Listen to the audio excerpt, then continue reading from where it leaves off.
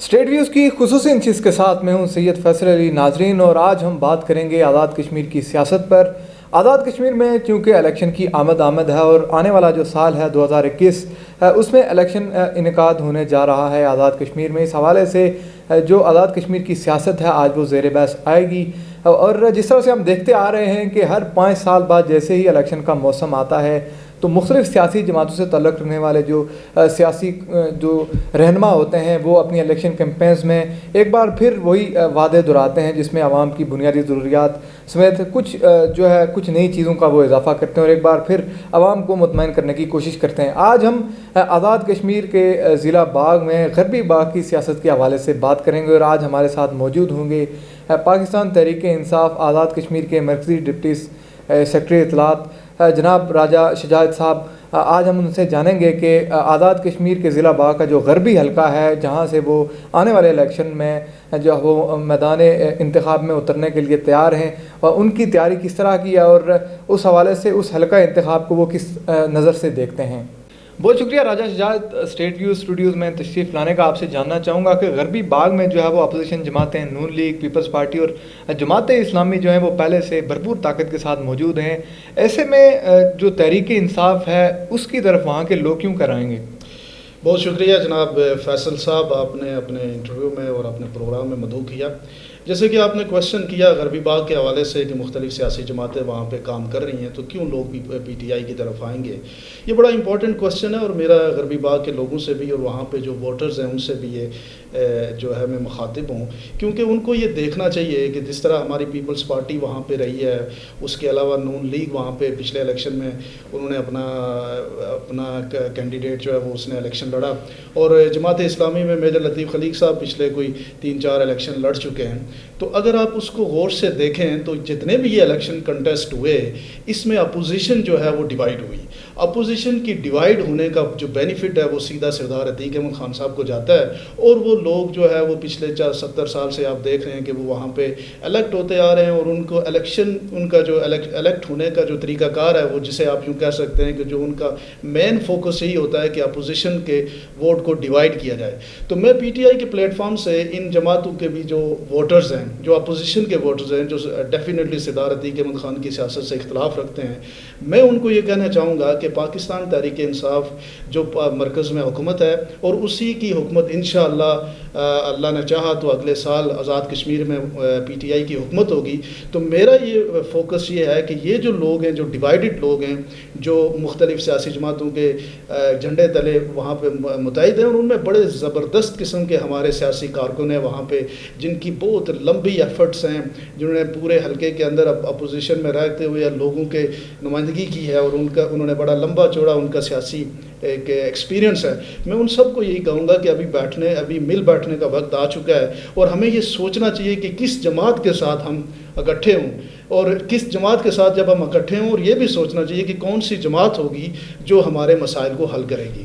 تو ڈیفینیٹلی اس ساری صورتحال میں پی ٹی آئی ایک ایسی جماعت وہاں پہ آنے والے الیکشن میں اہمیت اختیار کرے گی، کیونکہ پی ٹی آئی کی آزاد کشمیر میں حکومت ہوگی، اور پی ٹی آئی کا نمائندہ اگر حلقہ غربی باغ سے الیکشن میں کنٹیسٹ کرتا ہے تو اس کا بینیفٹ ان اپوزیشن کے لوگوں کو بھی ڈیفینیٹلی ہوگا، کیونکہ یہ جو اپوزیشن کے ہمارے جن جماعتوں کی آپ نے بات کی، یہ ڈیفینیٹلی ان کا بھی اور ہمارا جو ویژن ہے وہ ایک ہی طرح کا ہے کہ حلقہ غربی باغ کی محرومیاں ان کو ختم کرنا ہے۔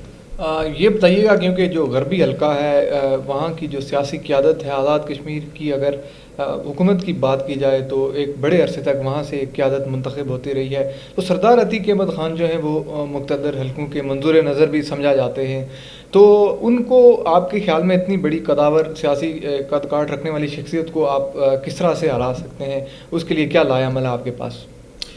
فیصل صاحب، یہ آپ کی بات بجا ہے کہ سردار عتیق احمد خان صاحب جو ہے وہ سابق وزیر اعظم رہے، 2 دفعہ وہ پرائم منسٹر رہے، ان کے والد صاحب جو مجاہد اول ہیں وہ پرائم منسٹر رہے، صدر رہے، اور حلقہ غربی باغ کی عوام نے ہی ان کو یہ رسپیکٹ دی اور پچھلے وہ 70 سالوں سے وہاں پہ ان کے نمائندے کے طور پہ وہاں پہ موجود ہیں. لیکن اب جس طرح آپ نے کہا کہ کچھ مقتدر حلقوں کے وہ منظور نظر بھی ہیں، تو مقتدر حلقوں کے منظور نظر ہمیشہ عوام ہوتی ہیں، کوئی ایک شخصیت نہیں ہوتی. اور آج پاکستان کی پولیٹیکل ڈائنامکس کو اگر آپ دیکھیں تو بڑے بڑے مقتدر حلقوں کے منظور نظر لوگوں کو یہاں پہ ریپلیس کر دیا گیا ہے. تو بیسکلی جو کام ہے وہ حلقے کے لوگوں کی محرومی کو دور کرنا ہے. آج اگر آپ 70 سالوں کے بعد بھی حلقہ غربی باغ کو دیکھیں تو ایک کھنڈر کا منظر پیش کر رہا ہے.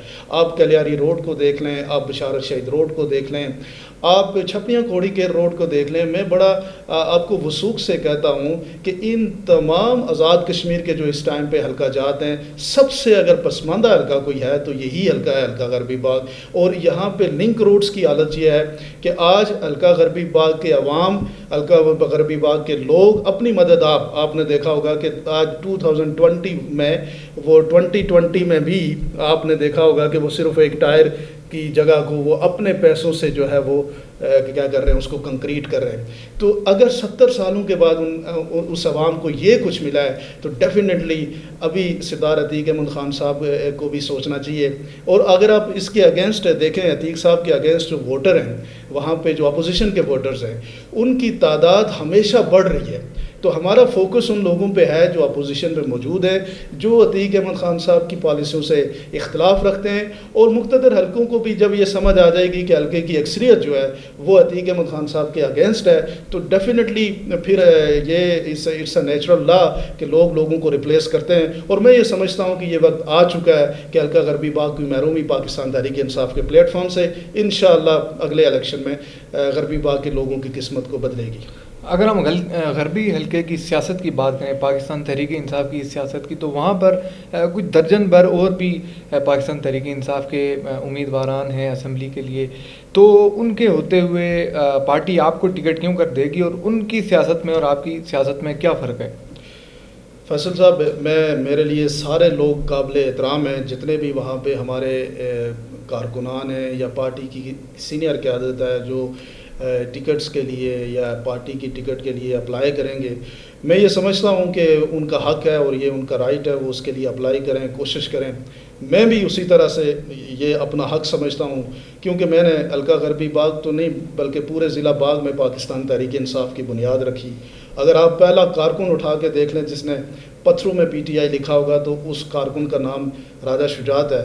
اور ہم نے پاکستان تحریک انصاف کو اس وقت اس حلقے میں لے کے گئے جب لوگ PTI کا اور PTI کے ساتھ منسلک لوگوں کا مذاق اڑاتے تھے. آج تو الحمدللہ میں سمجھتا ہوں کہ حلقہ غربی باغ کے اندر اگر آپ دیکھیں تو تحریک انصاف کے بہترین کارکنان موجود ہیں اور بہترین سیاسی سینئر لیڈرشپ موجود ہے.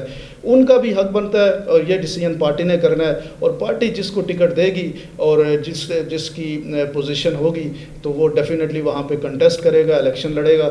اور میں یہ سمجھتا ہوں کہ اگر پارٹی نے مجھے یہ موقع دیا تو میں انشاءاللہ اس الیکشن میں یا جب یہ اگر پارٹی کا ٹکٹ اگر میرے پاس آتا ہے تو میں اس ٹکٹ کے ساتھ انصاف کرتے ہوئے غربی باغ کی محرومیوں کے لیے اپنی بھرپور کوشش کروں گا. جس طرح سے آپ نے خود ہی اس بات کا اعتراف کیا کہ غربی حلقہ جو ہے وہ پسماندہ ہے، آزاد کشمیر بھر میں اگر دیکھا جائے تو تعمیر و ترقی کے حوالے سے پسماندگی ہے. اگر ہم سڑکوں کی بات کریں تو آپ کے حلقے میں جو ہے کچھ سڑکیں ہیں، اشارات ہیں جو تاحال نہیں بن سکی ہیں، جن کو لے کر ایک اچھا خاصا احتجاج بھی ہوتا رہا. میجر لطیف خلیق ہیں، انہوں نے ایک بڑا احتجاج کیا بشارت شہید روڈ کو لے کر.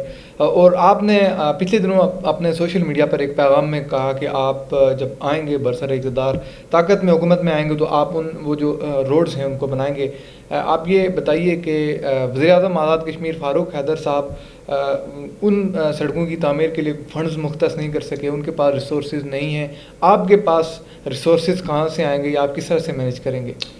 بڑا اچھا سوال کیا آپ نے فیصل. یہ میں آپ کو بتا دوں کہ یہ جو ہمارے حلقے کی جو بنیادی سڑکیں ہیں، آپ کلیاری روڈ کو بھی دیکھ لیں، وہ بھی خستہ حال ہے. اس کے اوپر بشارت شہید روڈ جس پہ میجر لطیف خلیق صاحب نے ایک بہت بڑا احتجاج کیا، اس احتجاج کا پاکستان تحریک انصاف نے ساتھ دیا، ہم نے اخلاقی ساتھ دیا، ہمارے کارکنان اس احتجاج میں شامل رہے. اور اس کے علاوہ چھپڑیاں گھوڑی کے روڈ بھی مختلف وقتوں میں مختلف لوگ احتجاج کرتے رہے. میں آپ کو یہ بتاؤں کہ حلقہ غربی باغ کے جو MLA سردار عتیق احمد خان صاحب ہیں، ان کی آپ اس سارے حلقے میں پسماندگی کا اگر آپ رول دیکھنا چاہیں تو میں آپ کو یہ تھوڑا سا اگزامپل دینا چاہتا ہوں کہ میجر لطیف خلیق صاحب نے ایک بہت بڑا احتجاج کیا، اور اس احتجاج میں ہمارے کانڈی بیلٹ کے ایون کہ پورے حلقے کے لوگ اس احتجاج میں شامل تھے، اور وہ کوالہ میں آ کے رکے۔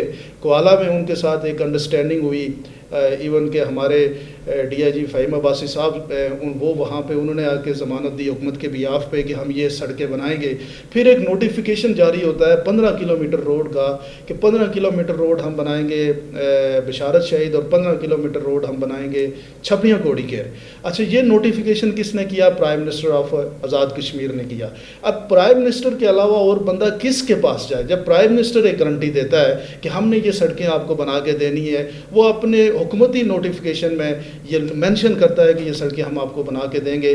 ان سڑکوں کے خلاف اگر کسی نے سازش کی تو وہ سردار عتیق احمد خان صاحب ہیں، انہوں نے ان سڑکوں کو ریڈیوس کر کے کبھی کسی کو 2 کلومیٹر پہ لے کے آئے ہیں۔ ابھی میں لیٹسٹ نوٹیفیکیشن دیکھ رہا ہوں جس میں 3 کلومیٹر روڈ لکھی ہوئی ہے بشارت شہید، وہ چڑالہ سے غازی آباد کی طرف، اور اسی طرح سے 3 کلومیٹر روڈ جو ہے وہ چھپڑیاں گھوڑی کیر ہے۔ اب اگر یہ صورتحال عتیق احمد خان صاحب ایم ایل اے رہ کے اپنے لوگوں کے ساتھ کر رہے ہیں تو میں یہ سمجھتا ہوں کہ وہاں پہ اگر ایک ایسا ایم ایل اے موجود ہو جس کی حکومت ہو، اور وہ ایم ایل اے اپنے پرائم منسٹر کے ساتھ مل کے حلقے کے لیے کام کرے، تو وہ جو نوٹیفیکیشن ابھی تک موجود ہیں انہی نوٹیفیکیشنوں کے اوپر کام اگر کرایا جائے تو اس حلقے کی ان دونوں روڈوں کا کام ہو سکتا ہے۔ اور یہ میں سمجھتا ہوں کہ ہمارے حلقے کے لوگوں کو سمجھنا چاہیے کہ اب بس ہو چکی ہے، اب حلقے کی عوام کو ایک ایسے ایم ایل اے کی وہاں پہ ضرورت ہے، ایک ایسے ریپرزنٹیٹیو کی ضرورت ہے جو حلقے کے لوگوں کے لیے دن رات محنت کرے، اور وہاں پہ کسی سازش میں اور کسی تقسیم کا اور لوگوں کو آپس میں لڑانے کا باعث نہ ہو،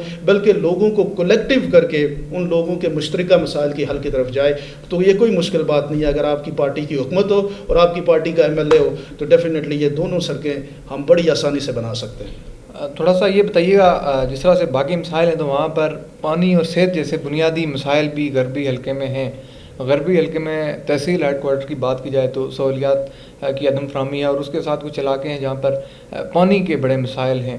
تو یہ جو بڑے مسائل ہیں ان کو لے کر آپ کے پاس کیا لائے عمل ہے، اور ان کے حل کرنے کے لیے آپ کس طرح کے اقدامات کر سکتے ہیں؟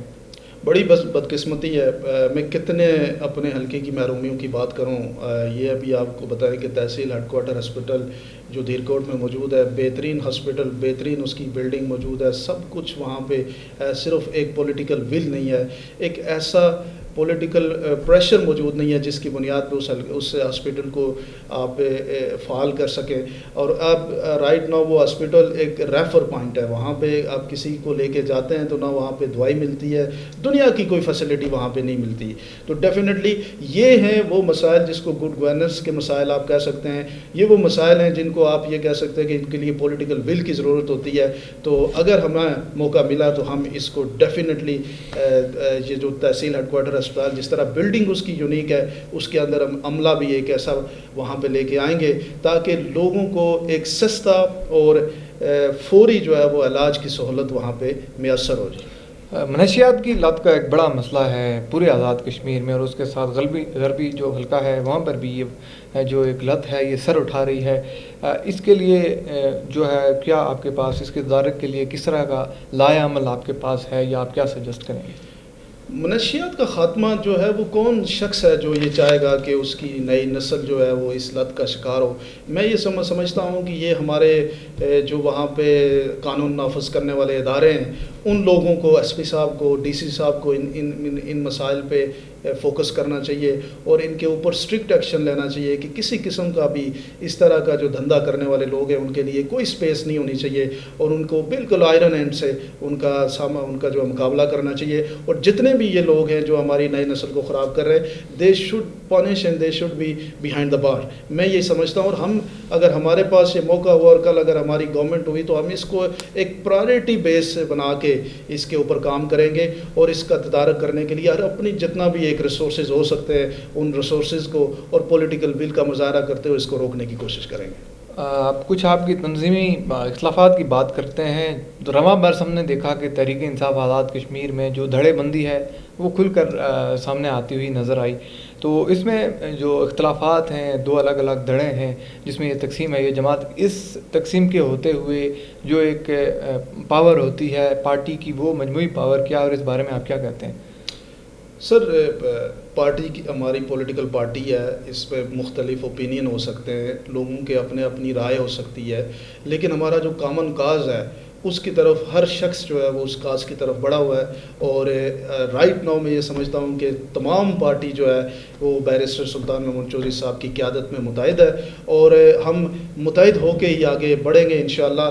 اور جتنے بھی ہماری پارٹی کے سابق سینئر لوگ ہیں، وہ لوگ تمام اس اہمیت کو سمجھ چکے ہیں کہ اگر ہم متحد نہیں ہو گئے تو ڈیفینیٹلی اس کا فائدہ جو ہے ہمارے اپوننٹس کو ہوگا. تو رائٹ ناؤ ہماری پارٹی کی جو صورتحال ہے، having the difference of opinion, بڑے کاز کے لیے وہ سب ایک پلیٹ فارم پہ جمع ہیں. آزاد کشمیر میں جو رواں دن ہیں، ان دنوں میں 14ویں آئینی ترمیم کو لے کر وفاق اور آزاد کشمیر کے درمیان ایک بحرانی کیفیت ہے. وزیر اعظم آزاد کشمیر فاروق حیدر جو ہیں وہ ایک اپنا بیانیہ لیے کھڑے ہیں، اس کے ساتھ وفاقی وزراء کی جانب سے بھی کچھ بیانات آ رہے ہیں. اس سارے صورتحال کو دیکھتے ہوئے آپ کیا کہیں گے 14ویں آئینی ترمیم کے بارے میں؟ فیصل صاحب، میں آپ کو یہ بتاؤں کہ آئینی ترمیم کو آئی ڈونٹ نو کہ پرائم منسٹر اے جے کے اس کو کس لیول پہ لے کے جا رہے ہیں، اور وہ لوگوں کو ایک گائیڈ کرنے کی کوشش کر رہے ہیں. میں آپ کو یہ بتا دوں کہ اب اگر 14ویں ترمیم کی بات ہو رہی ہے تو اس کا مطلب ہے کہ 13 ترمیم اس سے پہلے بھی ہمارے ایکٹ میں ہو چکی ہیں. تو یہ ترمیمی عمل جو ہے وہ ایک پروگریس کا حصہ ہوتا ہے. لوگ اپنی تھنکنگ کو، نئی آنے والی سوچوں کو اپنے قانون کا حصہ بناتے ہیں، تو اٹس اے نارمل پروسیس. اب پرائم منسٹر اے جے کے اس کو اس طریقے سے پیش کر رہے ہیں کہ جس طرح انہوں نے کوئی کنفرنٹریشن کی ہوئی ہے، جس طرح انہوں نے کسی مخالف ملک کے ساتھ ان کا کوئی میچ چل رہا ہے، جس طرح کوئی جنگ کی بات ہو رہی ہے. مطلب ہم پاکستان کے ساتھ کیا جنگ کر سکتے ہیں؟ پاکستان کے ساتھ ہمارا رشتہ جو ہے، پاکستانی عوام کے ساتھ، حکومت پاکستان کے ساتھ، افواج پاکستان کے ساتھ ایک اٹوٹنگ رشتہ ہے ہمارا، اور اس کے ساتھ ہم جنگی ماحول میں کیوں جانا چاہتے ہیں؟ I don't know. اور اس کو وہ پروموٹ کیوں کرنا چاہتے ہیں، مجھے اس کی سمجھ نہیں آتی. جب انہوں نے 13ویں آئینی ترمیم کی، آپ کو یہ معلوم ہونا چاہیے کہ اس سے پیچھے بھی ایک پروگریس چل رہی تھی، ترمیم کے حوالے سے ڈسکشن ہو رہی تھی پیپلز پارٹی کے دور سے ہی، اور وہاں آزاد کشمیر کی اسمبلی کے اندر ایک مشترکہ آئینی ڈاکومنٹ وہاں پہ موجود ہے، جس کے اوپر یہ کنسنسس بنایا گیا تھا کہ ہم نے اس کو اس طرح سے ترمیم کرنی ہے. لیکن بعد میں فاروق حیدر صاحب نے کچھ بیوروکریٹس کو ملا کے ایک ترمیم سجیسٹ کی، اور اس ترمیم کو انہوں نے جلدہ، جسے کہتے ہیں آپ یوں کہہ سکتے ہیں کہ کسی کے ساتھ وہ ڈاکومنٹ شیئر نہیں کیا، کسی پولیٹیکل پارٹی کے ساتھ وہ ڈاکومنٹ انہوں نے شیئر نہیں کیا، اور وہ ایک ترمیم کر دی. اب اس ترمیم کو کرنے کے بعد اس میں کچھ سکم ہے، اس سکم کو دور کرنے کے حوالے سے اگر 14ویں آئینی ترمیم ہو رہی ہے تو ایک نیچرل پروسیس ہے، اس میں کوئی ایسی بڑی بات نہیں ہے. اس پروسیس کو کرنے کے لیے فاروق حیدر صاحب جو ہے وہ اس کو ایک کنفرنٹریشن کا حصہ بنا چکے ہیں، کیونکہ ان کی جو آپ فاروق حیدر صاحب کی باتوں کو بڑا غور سے سنیں تو مجھے وہ لگتا ہے کہ وہ کسی فلم کے ڈائلاگ بولتے ہیں. وہ ڈائلاگ ان کا پہلے یہ تھا کہ مجھے کسی پاورفل شخصیت نے یہ بتایا کہ تم آزاد کشمیر کے آخری وزیر اعظم ہو. اب آپ یہ بتائیں کہ یہ بات کتنی سچی ہے. پھر انہوں نے ایک بڑا ہی شور اور غوغا بنایا تھا کہ میں آپ کو ان کیمرہ سیشن کے اندر جو ہے وہ بتاؤں گا کہ مجھے کس نے یہ باتیں کی ہیں. ان کیمرہ سیشن ہوا تو پتہ لگا کہ وہاں پہ دنیا کی کوئی بات نہیں تھی. تو یہ فاروق حیدر صاحب کا ایک سٹائل ہے، اور لوگ سمجھتے ہیں کہ ہمارے دبنگ وزیر اعظم ہیں. مجھے کنفرنٹیشن کی بھی کوئی سمجھ نہیں آ رہی. فاروق حیدر صاحب کی جو ہے وہ 13ویں آئینی ترمیم جو انہوں نے کی، اس میں سکم پورے ہماری سیاسی جماعتوں نے دیکھا کہ اس کے اندر کچھ مسائل ہیں. تو 14ویں آئینی ترمیم اگر ہوتی ہے تو اٹس اے نارمل پروسیس، اس میں کوئی اتنی بڑی بات نہیں ہے. اور اس ترمیم کو لوگوں کے ساتھ مشاورت کر کے کہ وہ سب کے سامنے رکھ کے ڈاکومنٹ کو اگر وہ کرتے ہیں تو اس کنسنسس بلڈ ہو جائے گا جس کو لوگ ایکسیپٹ بھی کریں گے. اچھا، اسی سارے عرصے میں وزیر اعظم آزاد کشمیر کی کچھ آڈیو کالز جو ہیں وہ منظر عام پر آئی ہیں. وزیر اعظم آزاد کشمیر کی طرف سے ان کا یہ موقف سامنے آیا ہے کہ یہ ان کی ساکھ کو نقصان پہنچانے کی ایک کوشش ہے، اور جو موجودہ ایک ماحول چل رہا ہے 14ویں ترمیم کو لے کر، اس حوالے سے وزیر اعظم آزاد کشمیر کی ایک ساکھ کو متاثر کرنے کی ایک کوشش ہے تاکہ عوام کا جو اعتماد ہے اس کو خراب کیا جا سکے. آپ اس بارے میں کیا کہتے ہیں؟ سر، ویڈیو آڈیو جو بھی اسکینڈل ہے، میں آپ کو یہ سمجھوں کہ ان آڈیوز کو میں نے دیکھا ہے، سنا ہے. مطلب ان آڈیوز کو سنتے ہوئے کہیں کوئی ایسی چیز سامنے نہیں آ رہی کہ جس کی بنیاد پہ ہم یہ کہیں کہ کوئی اس میں کوئی نازیبا گفتگو ہے. اور دوسرا بھی یہ ایک پرسنل قسم کی بات ہے, اور ایک خاتون آفیسر ہے. میں یہ سمجھتا ہوں کہ ہمارا پاکستان تحریک انصاف یہ سمجھتی ہے کہ ہمیں اس سارے جو بھی کوئی اسکینڈل ہے اس کو ہمیں کوئی اتنا بڑا اہمیت نہیں دینی چاہیے. پرسنل زندگی ہے لوگوں کی, اپنی پرسنل ذات کے اوپر اگر کوئی کسی قسم کی گفتگو ہوتی ہے تو اس کو ہم آئی ڈونٹ تھنک کہ میں اس کو کوئی اپریشیٹ کرتا ہوں, اور اسی طرح ہماری پارٹی بھی یہی سمجھتی ہے. وفاق میں کیونکہ پاکستان تحریک انصاف کی حکومت ہے اور یہاں سے یہ دعویٰ کیا جا رہا ہے کہ ایک بڑا کارنامہ سر انجام دیا گیا ہے کوہالہ ہائیڈل پروجیکٹ کی صورت میں, جبکہ آزاد کشمیر کے مختلف حلقوں کی جانب سے اس پر مختلف طرح کی آراء اور دلچسپ تبصرے سامنے آ رہے ہیں. آپ اس بارے میں کیا کہتے ہیں؟ یہ جو کوہالہ ہائیڈل پروجیکٹ ہے اس میں جو افریقین ہیں ان پر بھی ایک بڑی بحث اور مباحثہ چل رہا تھا, پہلے تو کاپی سامنے نہیں آ رہی تھی. ساری صورتحال کو آپ کس طرح سے دیکھ رہے ہیں؟ بہترین پروجیکٹ ہے, اور ہمیں آزاد کشمیر کی تقدیر کو بدلنے والا پروجیکٹ ہے. آلموسٹ $1 بلین کا یہ پروجیکٹ ہے. اس میں ڈیفینیٹلی جب یہ پروجیکٹ وہاں پہ ان پلیس ہوگا تو کشمیری لوگ وہاں پہ ان کو روزگار ملے گا, وہاں پہ کاروبار ہوگا. تو اس ساری صورتحال میں مجھے یہ لگتا ہے کہ this is one of the best project, and یہ لائف چینجنگ پروجیکٹ ثابت ہو سکتا ہے کشمیری قوم کے لیے. آپ کو یہ پتہ ہے کہ یہ وہ پروجیکٹ ہیں جو ایک وقت کے بعد سرٹن ٹائم پیریڈ کے بعد کشمیری گورنمنٹ کا ایسٹ بن جائیں گے. تو آلموسٹ یہ بتایا جا رہا ہے, ایکسپرٹ بتاتے ہیں کہ 70 ارب روپے سالانہ کا اس میں بینیفٹ ہوگا. تو 70 ارب روپے اگر آپ کے ترقیاتی بجٹ 20-25 ارب ہے تو اس میں 70 ملا دیں تو آپ یہ سوچیں کہ یہ کتنی بڑی ترقی ہو جائے. ترقی کا ایک منصوبہ ہے, کشمیری عوام کو ان کی قسمت کو بدلنے والا ایک منصوبہ ہے. تو میں یہ سمجھتا ہوں کہ اس منصوبے کے اندر بھی ابھی کچھ لوگوں نے, سیاسی لوگوں نے اس میں سے پیسے بنانے کی کوشش کی ہے, اپنے مفاد لینے کی کوشش کی ہے.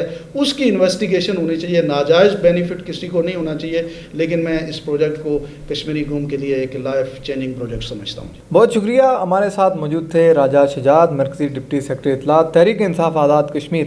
آپ دیکھنا یہ ہے کہ سال 2021 کے آزاد کشمیر کے جو آمدہ انتخابات ہیں اس میں قسمت اور غربی باغ حلقے کے عوام ان کے حق میں کیا فیصلہ کرتی ہے, اس کا جو نتیجہ ہے یہ آمدہ انتخابات میں ہی پتہ چلے گا. اسٹوڈیوز سے فیصل علی کو آج کی اس خصوصی نشست سے اجازت دیجیے. اللہ حافظ.